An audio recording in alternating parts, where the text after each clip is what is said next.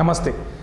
మన భారతదేశంలో చట్టసభల పనితీరు కనుక మనం గమనిస్తే నానాటికి తీసుకట్టుగా ప్రజల సమస్యలు ఏమాత్రం పట్టించుకోకుండా వాళ్ళ సొంత ఎజెండాతో ముందుకు వెళ్తూ మనందరినీ తలదించుకునేలా చేస్తున్నారు.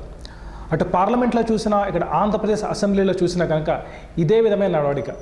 పార్లమెంట్లో కనుక చూస్తే నేషనల్ హెరాల్డ్ కేసులో కాంగ్రెస్ యొక్క అధినాయకత్వం గాంధీ కుటుంబం ఇరుక్కున్నందుకు కాంగ్రెస్ రాజ్యసభని, లోక్సభని స్తంభించిన తీరు నిజంగా ఎంతో సిగ్గుచేయని విషయం. అలాగే మన ఆంధ్రప్రదేశ్ అసెంబ్లీ జరుగుతున్న విధానం చూస్తే కనుక ప్రధాన ప్రతిపక్షమైన జగన్ కానీ, ప్రభుత్వమైన చంద్రబాబు నాయుడు గారు కానీ ఇద్దరు ప్రజల సమస్యల్ని పట్టించుకోకుండా కావాలని వాళ్ళు తిట్టుకుంటూ అరుచుకుంటూ మనల్ని ఎంతగా వేదనకు గురి చేస్తున్నారంటే, అసలు వీళ్ళు ఎంపీలు కానీ ఎమ్మెల్యేలు కానీ ఎవరు? మన ప్రజాప్రతినిధులు, అంటే మన ప్రతినిధులు.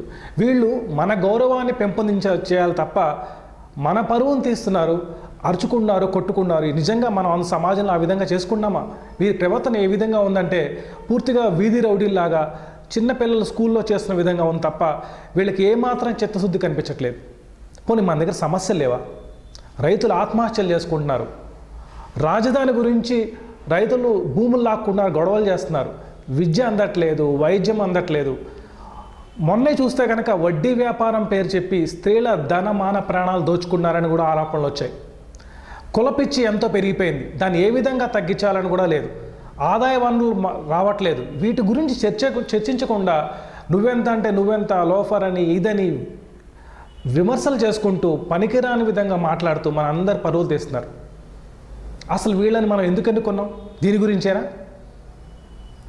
పార్లమెంట్ కానీ అసెంబ్లీ కానీ 1 గంట జరపడానికి కొన్ని లక్షల్లో ఖర్చు అవుతుంది.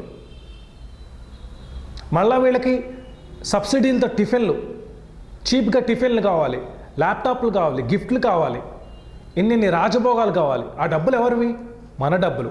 మనందరం కష్టపడి కడుతున్న ట్యాక్స్ అమౌంట్లో వీళ్ళు అనుభవిస్తున్న ఈ వైభోగాలు. కానీ వీళ్ళకి ఏమాత్రం స్పృహ లేకుండా తమకి ఇష్టం వచ్చినట్టుగా ప్రవర్తిస్తూ ప్రజాస్వామ్యాన్ని అపహాస్యం పాలు చేస్తున్నారు. కాబట్టి ఇప్పటికైనా ప్రజలమైన మేము అటు నరేంద్ర మోడీ గారికి కానీ, సోనియా గాంధీకి కానీ, ఇక్కడ రాష్ట్రంలో చంద్రబాబు నాయుడు గారు కానీ, జగన్ కానీ, రోజాకి కానీ మేమందరం చెప్పేది ఏంటంటే, అమ్మ అయ్యల్లారా, మేము మిమ్మల్ని ఎందుకుంది మా సమస్యల్ని పరిష్కరించాలనో చర్చించాలనో మిమ్మల్ని పంపిస్తున్నాం.